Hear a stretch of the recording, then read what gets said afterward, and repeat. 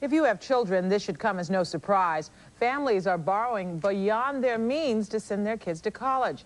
A new report finds that American families borrow $24 billion each year to pay college tuition. The report blames federal rules that allow a family to borrow the full cost of college. That's an amount considered impossible for most families to repay. Now, for your health tonight, it's almost time to start turning up the heat in your home. But before you do, some warnings about the dangers of carbon monoxide poisoning.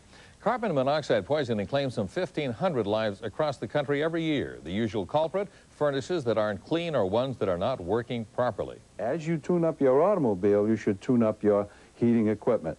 And keep in mind that no matter what kind of heating equipment you use, whether it's fuel oil, natural gas, wood, or coal, these are all fossil fuels. They all burn and they all create carbon monoxide. So how do you know? The usual warning signs of carbon monoxide poisoning: headaches, fatigue, and a little stomach upset.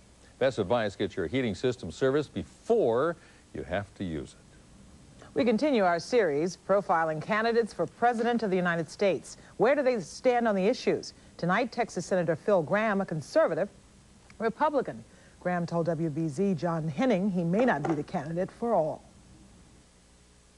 We got to admit that we're either going to change the direction our country's moving in, or in 20 years we're not going to be living in the same country that we grew up in. Texas Senator Phil Gramm is pitching a message of America the way it used to be as he campaigns for president. It's an appeal that is firmly rooted in his personal experience with the American dream. Neither of my parents graduated from high school. When I was growing up, I had lots of jobs. No poor person ever hired me. Every job I ever got, I got because somebody beat me to the bottom rung of the economic ladder, climbed up, saved their money, and made it possible for someone like me to get my foot on the bottom rung of the economic ladder. In almost 20 years on Capitol Hill, Gramm has consistently pushed for fiscal constraint and for more freedom in the private sector. Most recently, he led the GOP attack on President Clinton's health care plan. The Clinton health care bill is going to pass over my cold, dead political body. Where does Phil Gramm stand on other key issues? Education. I'd like to eliminate the Federal Department of Education. I'd like to give half the $32 billion a year we spend on education back to parents and a $500 per child tax credit, so that families can spend their own money educating their own children. I'd like to give the other half of the money back to local school boards. Affirmative action. There's only one fair way to decide who gets a job, who gets a promotion, who gets a contract, and that's merit. If you do it on anything else, it is inherently unfair, it is inherently divisive. Balancing the budget.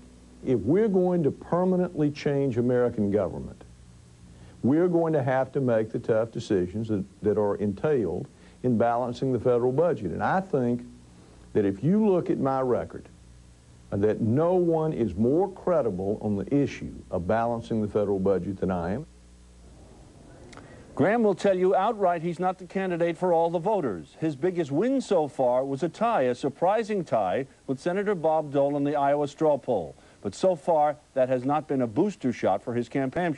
He and Pat Buchanan are fighting for the same conservative voters in the Granite State.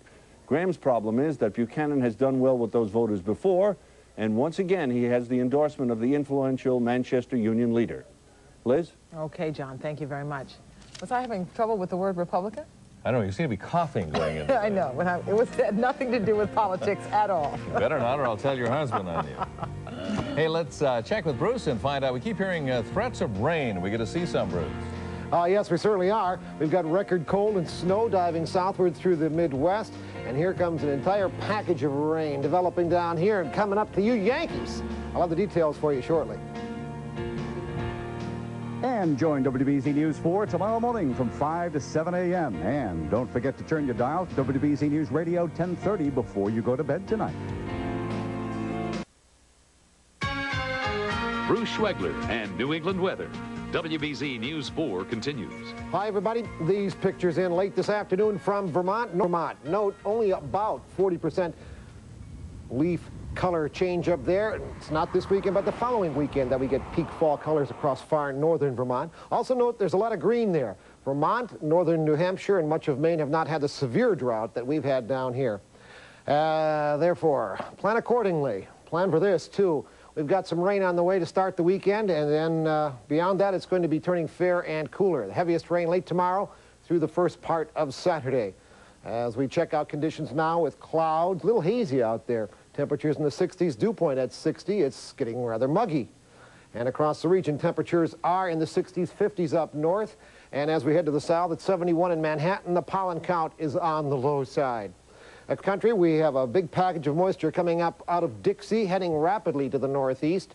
In the meantime, coming down through here is colder air and snow. 8 inches of snow in Denver today. They've had as much as 1.5 feet in the Rocky Mountains in the Front Range out beyond Denver. Otherwise, fair skies are developing out in there as we look at this moisture package lifting off to the northeast. Now, there seems to be a low-pressure area developing down there. And with that low pressure down in that position, we're going to be watching it lift off to the northeast, another weak one here in the eastern Great Lakes. Here's a profile for you. Cool in northern New England, mild here. And then this is all warm and humid air with this warm front. Then we have cool air and finally the cold air plunging on through the Midwest. And some of that, but the brunt of it, is not going to get in here as we look at rainfall here. But here's that bigger rain package that's going to make a beeline toward New England during tomorrow and especially late tomorrow and tomorrow night. We are looking at Maryland. This is the last time I'm going to talk about Maryland. Up here falling apart, but still has winds sustained at 65 miles per hour. Here are the latest coordinates for you with those top sustained winds. And Maryland is drifting off to the east at about 9 miles per hour.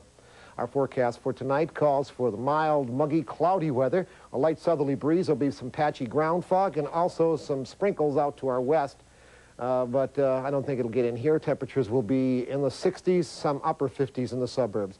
Tomorrow, dismal start, then some sunny breaks. It'll be mild, muggy, a southerly to southwesterly wind increasing, and then there'll be showers and perhaps even thunderstorms moving in by late in the day. Temperatures in the mid-70s, a little cooler on the south coast. You've got a high tide coming up late in the morning.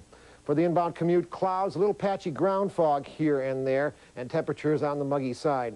And for the next 4 days, unsettled weather coming in, especially late tomorrow, right on through Saturday morning. Then we get breaks in the clouds, temperatures cooling off.